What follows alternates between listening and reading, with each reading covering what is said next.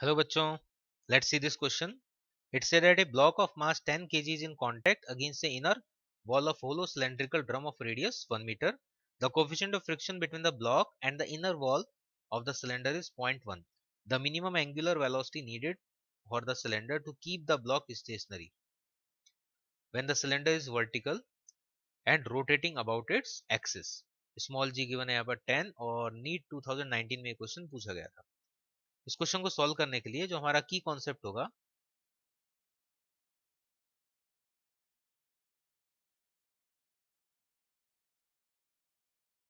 वो होगा यहाँ पर फ्रिक्शन एंड शूडो फोर्स का यूज।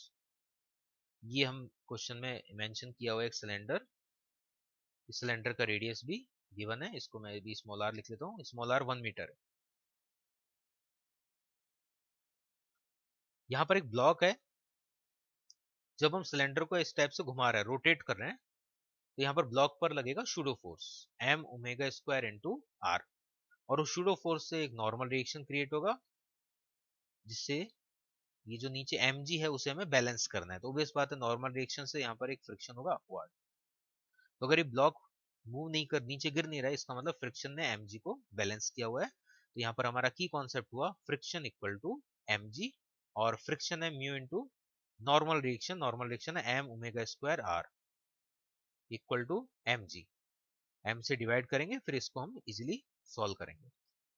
हमें जो कैलकुलेट करना है यहाँ पर वैल्यू, वो क्वेश्चन में बोला हुआ है दैट ओमेगा कैलकुलेट करो। Minimum angular velocity means minimum omega बताना है। तो ओमेगा का फॉर्मूला हो जाएगा root over g upon mu r. Value put कर देंगे। जी है यहाँ पर 10, म्यू का वैल्यू है 0.1 मींस 1/10, और रेडियस है 1, तो इट विल बी 100।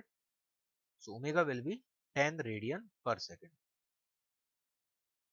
तो इस क्वेश्चन को सॉल्व करने के लिए हमारा जो कॉन्सेप्ट है वो है कि सिलेंडर जब रोटेट होगा, तो सिलेंडर के इस टाइप से रोटेशन होने से यहाँ पर जो ब्लॉक है उस पर शूडो फोर्स लगेगा आउटवर्ड, और शूडो फोर्स क्रिएट करेगा normal reaction which will generate the friction. Block equilibrium में, इसका मतलब mg फ्रिक्शन से बैलेंस है, तो इस टाइप से हमने इसको सॉल्व किया। D option will be correct. Hope you understand it well. Best of luck.